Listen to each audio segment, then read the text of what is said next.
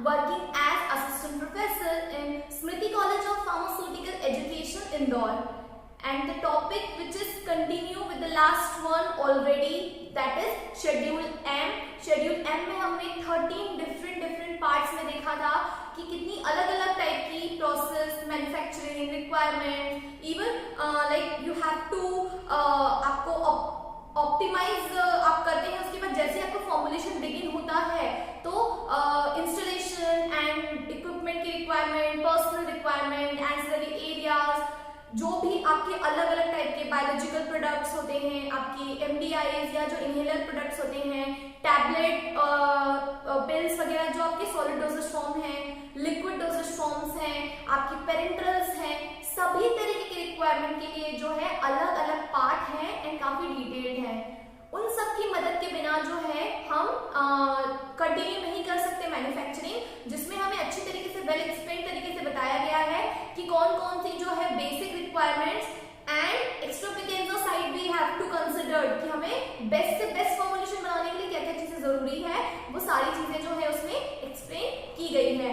तो अब हम देखते हैं सबसे फर्स्ट पार्ट जो हमने देखा था कि गुड मैन्युफैक्चरिंग प्रैक्टिसेस जो प्रोडक्ट के लिए जरूरी हैं, उसके सब पार्ट्स क्या क्या थे, मतलब हम देखेंगे थोड़ी इनसाइड स्टोरी उसकी कि क्या क्या चीजें जरूरी है जिसकी वजह से जो है इतनी बड़ी कैटेगरी बनाई गई है। मतलब हर एक चीज अगर फर्दर डिवाइडेड है और उसमें इतना कुछ है समझने के लिए, तो वो क्या क्या चीजें हैं जिससे हमें ऑलमोस्ट पूरी फार्मास्यूटिकल प्रोसेस समझ में आ जाएगी। सो हम देखें पहले पॉइंट से, तो the first point is pharmaceutical quality system, like where to begin, है ना। तो begin with the quality part। सबसे पहले pharmaceutical quality system जो है it define you with the quality product, the basic quality requirement, जिसमें बहुत सारी चीजें हैं, इतने सारे शेड्यूल्स और रूल्स हैं जो हमने फार्मेसी एक्ट में, जो हमने डीएनसी के बिगिनिंग में पढ़े थे। तो ड्रग एंड कॉस्मेटिक एक्ट जो है काफी बड़ा है, फार्मेसी एक्ट जो है काफी बड़े हैं, और इन सब में जितने भी रूल्स एंड रेगुलेशन हैं that will give you a concise view of the quality system of pharmacy और the pharmaceutical industries. Okay, so the next one is quality risk management.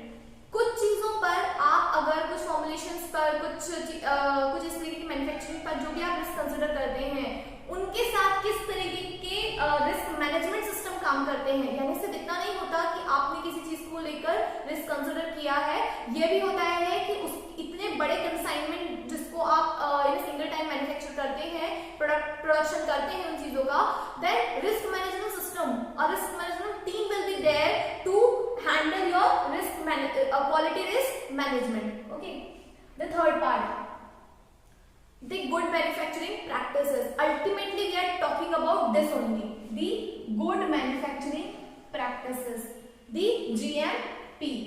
इससे बड़ा टर्म आपको याद रखने और समझने के लिए कुछ भी नहीं है कि गुड मैन्युफैक्चरिंग प्रैक्टिसेस में ये बताया गया है कि फ्रॉम द वेरी बिगिनिंग कि प्लांट की रिक्वायरमेंट क्या है, वहां की जो इंफ्रास्ट्रक्चर है, वहां की जितनी भी बेसिक इक्विपमेंट्स जो है जो जरूरत पड़ती है आपको प्रोडक्शन के लिए, उससे लेकर आप जब तक पैकेज मटेरियल डिलीवर करते हैं, वो पूरी overall requirement with the personal is including your workers with their sanitation and hygiene condition, with the sanitation and hygiene condition of the premises, the manufacturing area, the QC area, the QA part, everything from the last part is documentation. Up till there is everything is given in the GMP, good manufacturing practices only. Okay, the next sanitation and hygiene जो हमने अभी बात करी, ये sanitation and hygiene criteria जो कि आपको पता होने चाहिए कि अगर आपका suppose if it is like normal tablet or some syrups or cosmetic product, then far better है कि आप मतलब इतना आपको सोचना नहीं पड़ता। But suppose it is the case of steroidal product, अगर कोई ऐसा प्लांट है जहाँ पर स्टीरॉयड प्रोडक्ट बनते हैं, then the condition are very different. You have to take a superior care of yourself and the hygiene of the product also. So इस तरीके की सैनिटेशन एंड हाइजीनिक कंडीशन जो कि आपकी जो नॉर्मल हम मेंटेन करते हैं, वो अकॉर्डिंग टू प्लांट या मैन्युफैक्चरिंग किस चीज का हो रहा है उसके अकॉर्डिंग जो है एक वास्ट डिफरेंस देखने को मिलेगा आपको, है ना, that you have to wear mask and help that head mask also, you have to wear glasses also, you have to wear gloves. बहुत चीजें डिफरेंट हो जाती है। अगर आप पेरेंटल की बात कर रहे हैं, इस तरीके की स्टीरॉयडल या हार्मोन प्रिपरेशन की बात कर रहे हैं, वो हार्मोन प्रिपरेशन अगर आप किसी मैन्युफैक्चरिंग प्रोडक्शन एरिया में है एंड अगर वो आपके रेगुलर कांटेक्ट में आ रहा है, then it is not good for the health of the individual. So ये सब चीजें जो है एक पूरे इंडस्ट्री के लिए बहुत इंपॉर्टेंट है कि वो कैसे अपने सारे वर्कर्स को इस तरीके से हेल्थ एंड हाइजीन इंफॉर्मेशन से अवेयर रखते हैं कि हम ओवरऑल प्रोडक्शन भी हैम्पर ना करें। क्योंकि देखिए, रिक्वायरमेंट के अकॉर्डिंग हमें सब चीजों की जरूरत है, चाहे वो हार्मोनल प्रोडक्ट हो, चाहे वो बायोलॉजिकल प्रोडक्ट हो, चाहे वो पेरेंटल प्रोडक्ट हो, सब चीजें जिस रिक्वायरमेंट के साथ बननी चाहिए। अगर हम चीजों का ध्यान रखते हैं, इन रेगुलेशंस को फॉलो करते हैं, then things will be easy and safe. Okay, the next one is qualification and validation. What is qualification and validation here? It is like आप इक्विपमेंट्स जो लाते हैं अकॉर्डिंग टू, जैसे हमने लिक्विड का एग्जांपल लिया था, इस बार हम सॉलिड का एग्जांपल देख लेते हैं कि लिक्विड में हमने ब्लेंडर्स वगैरह, मिक्सर्स, उसकी रिक्वायरमेंट काफी ध्यान से देखी थी। देन अगर हम सॉलिड की बात करते हैं तो आपको पता है कि हमें बिल्कुल बिगनिंग से लेकर लास्ट पॉइंट तक जहां पर आपका पैकेजिंग होगा, we require number of things. तो आपको जिन जिन चीजों को यूज करना है, दे शुड बी वैलिडेटेड, मतलब कि from the weighing of the product. Example, सबसे बिगिन आपको करना है from weighing of the product. तो आप वो वेइंग करते हैं, तो is that is validated method और नॉट? तो मेथड वैलिडेशन एक पार्ट हो गया। ओके, प्रोसेस इज वैलिडेटेड और नॉट? प्रोसेस वैलिडेशन एक पार्ट हो गया। So there is number of things, है ना? इतना सिंपल नहीं होता है कि validation is like what to validate, कि एक इक्विपमेंट होगा, we will validate only that. No, process is also validated, okay, and several kind of validation is also there. तो आपको हर चीज को आपको ध्यान रखना है, इसीलिए वहाँ इतने सारे डिपार्टमेंट्स होते हैं to take care of each and everything. The next, the complaints. The complaints are regarding like suppose we have already known with the manufacturing part की कुछ इक्विपमेंट यूज करके आपको कुछ टाइप का प्रोडक्ट जब वो करना है, सपोज आप ब्लेंडिंग मिक्सिंग कर रहे हैं और कोई उसमें प्रॉब्लम आती है, then there is a suitable option to switch with that. वो चीजें आपकी कंप्लेंट्स में काउंट होती है, जैसे कि आपको इससे स्विच करके किसी और सूटेबल इक्विपमेंट को चूज करना है, then that is the complaint, just to switch over with the better one. Okay, this much is only about complaints here. Product recalls. Product recalls is like you cannot just follow the SOP and let the product drain out of its way. कोई गलती अगर आपको लगती है, then you have to stop there and just recall the product. That what means of the product recall. Change control. If the product recalls, then there is a requirement of change control. So it is like related points. The ninth one, product under the loan license or the contract. हमने बहुत पहले वाले videos में पढ़ा था कि loan licensing क्या होती है, कॉन्ट्रैक्ट मैन्युफैक्चरिंग क्या होती है। ये वही चीजें हैं। लाइक लोन लाइसेंसिंग इज कि you are an aspirant for manufacturing of certain product and you are not having the licence.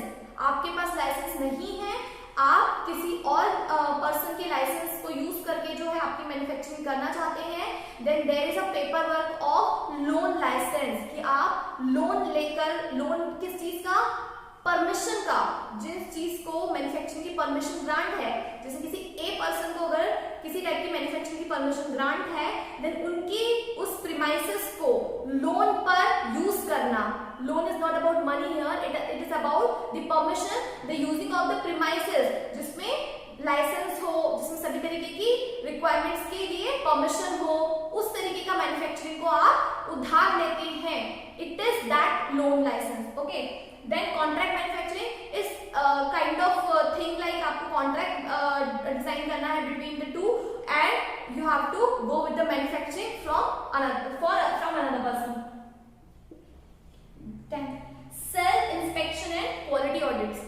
जब हम कहते हैं कंपनी ऑडिट्स होने वाले हैं फ्रॉम द इंस्पेक्टर, उसके पहले होते हैं सेल्फ ऑडिट्स. जो भी आपके सीनियर मेंबर्स हैं एक्सपीरियंस मेंबर्स हैं वो क्वालिटी ऑडिट्स करते हैं just to check the quality of the product up to the mark or not, all the rules and schedules are followed or not, and just उसका record बनता है and उस पे आपको डील करना रहता है, as simple as that. Then the 11th point is the personal. Here I am talking about the whole team, the team which is efficiently working. उनसे related सभी चीजें जो आती हैं आपकी personal में आती हैं. The training part. Training part is like अगर आप you are very new to the kind of product, अगर आप प्रोडक्शन में न्यू है तो किस किस तरीके की ट्रेनिंग आपको रिक्वायरमेंट है, from the weighing of the like raw material up till the packaging. छोटी छोटी चीजों को लेकर you have to be very specific and like very efficient. So training is very important. Personal hygiene, it is about कि if you are not well enough तो आपको किस तरीके से अपने आप को कवर रखना है, एंड आपको उस टाइम तक काम नहीं करना है कोई ऐसा जिससे जो है प्रोडक्ट को अफेक्ट हो, या फिर कोई भी ऐसे if you are like eating something and not washing your hand properly and using that hand in like some kind of mixing or that, these kind of practices are extensively avoided, so careful with that.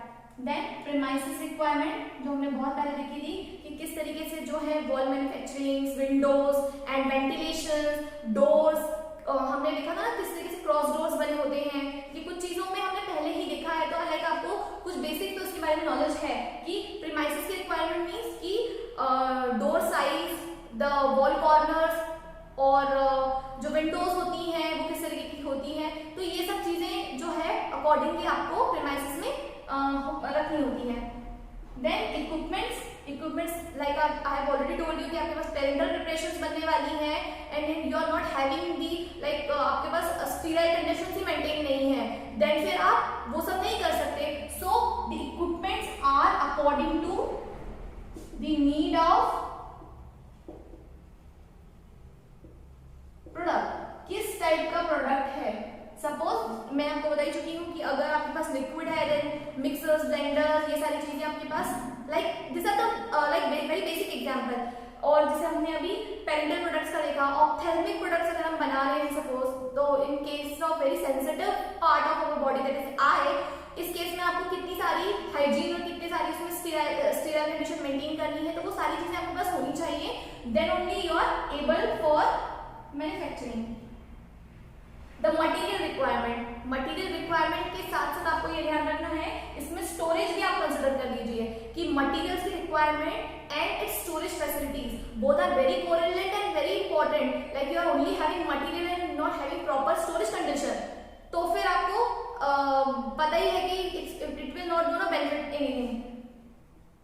Next reference standards are, आपको पता है reference का meaning क्या है, that a suitable ideal for something and उस suitable standards को use करके आपको अगर कोई चीजें ये करना है, लाइक कि एक suitable ideal है आपके सामने, you just have to follow that is reference standards. Then waste material, कोई बहुत ऐसी चीज आप बना रहे हैं जिसका वेस्ट प्रोडक्ट जो है हाईली हैजार्डस है, बनने के बाद जो उसका वेस्ट निकला है, क्योंकि उसमें बहुत सारी चीजें मिल गई हैं, है ना, एक जो केमिकल वेस्ट है वो तो बहुत हैजार्डस हो सकता है, यू नेवर नो. तो ऐसे चीजों को किस तरीके से डिस्पोज करना है, कैसे हैंडल करना है, कैसे, हमने देखा ना पाइप फिटिंग्स वगैरह भी बिल्कुल डिफरेंट थी उनके लिए, उनका ड्रेनेज सिस्टम भी अलग था काफी, क्योंकि दूसरे प्रोडक्ट से मिलकर ऐसा ना हो कि वो कोई रिएक्शन करे और पाइपलाइन में ही कोई रिएक्शन होने की वजह से कोई ब्लास्ट वगैरह कुछ ऐसी प्रॉब्लम हो जाए, कोई गैस रिलीज हो जाए, तो वो गैस जो है आपके सिंक से वापस बाहर आ सकती है, क्योंकि गैस है इजीली ट्रैवल एंड बाहर आ जाएगी. तो आपको देखना है कि वेस्ट मटेरियल कैसे, तो आपको वहां से अलग करना है, आपके प्रोडक्ट से अलग करने के बाद कैसे उसे, उसका वे भी है, उसका जो चैनल वे है ना वो भी इंपॉर्टेंट है, एंड देन फिर उसको कैसे डिस्पोज करते हैं. The 19th one, documentation. Everything should be documented.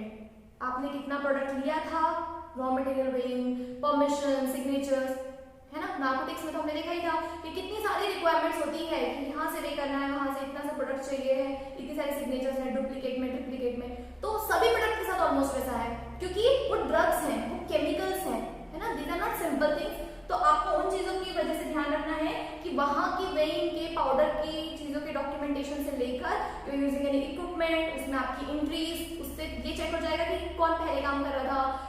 Defaulters है तो उसमें हमें इजीली रिकॉग्निशन हो जाता है, ऐसे etcetera etcetera etcetera kind of documentation. Each and every step is there completed there with documentation only. हर चीज जो है डॉक्यूमेंटेड होनी चाहिए। 20 good practices in production and good practices in quality control. Then ये सारे रिक्वायरमेंट के बाद आप जो है प्रोडक्शन कर सकते हैं। प्रोडक्शन के पहले चाहिए रहेगी SOP. SOP is standard operating procedures, जो कि रिक्वायरमेंट लगती है आपको किसी भी उसको यूज करने से पहले। आप इक्विपमेंट को यूज कर रहे हैं, ऐसा नहीं हो कि आप उसको इस तरीके से यूज कर रहे हैं जिससे वो एक ही बार में जो है दोबारा कभी काम ना आए। तो आपको ये जरूरी है आपके इक्विपमेंट के लिए भी और आपके प्रोडक्ट के लिए भी। You can not waste a single gram is a big thing, like a single mg of product even. So आपको ध्यान रखना है कि आप प्रोडक्शन कर रहे हैं तो आपकी एसओपी वगैरह सब परफेक्ट हो, आपका जो फॉर्मूला है, मैन्युफैक्चरिंग मेथड है, वो दोनों एक दूसरे से परफेक्टली कोइंसाइड होती है, and then only you can give a good production of a product. And quality control, of course जब प्रोडक्ट बन जाएगा तो विदाउट क्वालिटी चेक उसको हम कंसिडर ही नहीं कर सकते एज ए फार्मास्यूटिकल प्रोडक्ट। जब तक हमारे पास क्वालिटी चेक नहीं होता, यानी कि क्वालिटी कंट्रोल की जितनी भी डिटेलिंग्स हैं, जैसे कि इवैल्यूएशन पैरामीटर्स में अगर हम टैबलेट की जानते हैं तो हमें पता ही है कि जब तक हमें नहीं पता चलता कि उसका डिसोल्यूशन, उसका डिसइंटीग्रेशन, उसका हार्डनेस, ये सारी चीजें एक्सेट्रा कैसी हैं, तब तक हम कैसे जज कर सकते हैं कि वो टैबलेट सही वाली है या नहीं। So in the same way quality control तक जो है आपकी पूरी मैन्युफैक्चरिंग डिपेंड करती है। देन द लास्ट थिंग जो मुझे आपको इसमें बतानी जरूरी लगी, that is the site master file. Site master file, अगर तीनों वर्ड को हम ब्रेक कर दें तो पहली चीज तो है फाइल, यानी कि documentation. Master file, the word is master file. Master file का मतलब है कि इसमें एक या दो एंट्रीज नहीं है, इसमें हर एक चीज का डॉक्यूमेंटेशन है in a very suitable arranged manner. And now there is the word site. Site is कि किस एरिया की साइट मास्टर फाइल है। अगर 2-3 टाइप के एरिया और अलग अलग मैन्युफैक्चरिंग है, देन अलग अलग साइट के according, site, you are getting my point ना। साइट इज कि जहां पर आपका एक पूरा टाइप का, जैसे अगर मैं सिंपल एग्जांपल दूं कि पूरे एक टाइप की मेडिसिन यानी पैरासिटामोल बन रहा है, दैट मींस कि पूरा पैरासिटामोल बनने का जितना भी हमने प्रिपरेशन, इंपॉर्टेंस, कंडीशंस, जो भी चीजें देखी, वो एक साइट है, उसका एक साइट मास्टर फाइल है। दूसरी तरफ अगर आप कोई और टाइप का टॉपिकल प्रिपरेशन बना रहे हैं, then that is different site and different type of site master file, यानी उसका पूरा रिकॉर्ड अलग होगा, क्योंकि वो साइट, वो कौन सा साइट का है, टॉपिकल साइट का है, जहां पर आपका कोई टॉपिकल प्रिपरेशन बना है। और ये क्या है, ये आपका कोई ओरल डोसेज फॉर्म प्रोडक्ट बना है, उस साइट का साइट मास्टर फाइल है ना। With very very basic example I am trying to get you that site word. So it contains all the record of the licensed premises, and the most important word here is license. जो मैंने जानबूझ के समझाने के लिए लिखा था कि license, that means कि आपके पास लाइसेंस होना चाहिए, कि सिर्फ ओरल का लाइसेंस लेकर आप टॉपिकल नहीं बना सकते ना। सो आपके पास लाइसेंस होना चाहिए, तो premises must be licensed, है ना। अगर क्योंकि ये कंडीशन है ना, loan licence and contract licence, तो यहाँ पर बहुत बार दिक्कत आती है रिन्यूअल की। रिन्यूड लाइसेंस है या नहीं, उस कंडीशन के लिए बहुत जरूरी है कि लाइसेंस प्रीमाइसेस हो, ये आप चेक करने के बाद ही लोन लाइसेंसिंग या कॉन्ट्रैक्ट मैन्युफैक्चरिंग वगैरह करवाएं। So this is all about the GMP और द मैन्युफैक्चरिंग। इसे एक पार्ट हमने देखा है कि जीएमपी में इतनी सभी रिक्वायरमेंट जरूरी होती है। आई होप कुछ समझने में आपको इससे आसानी हुई हो, और बाकी मैं कोशिश करूंगी कि अगले वीडियो में जो है और इसके पार्ट जो मैं डिस्क्राइब कर सकूं, ताकि जो है आप कंप्लीट शेड्यूल एम कवर कर सकें। Till then, thank you so much.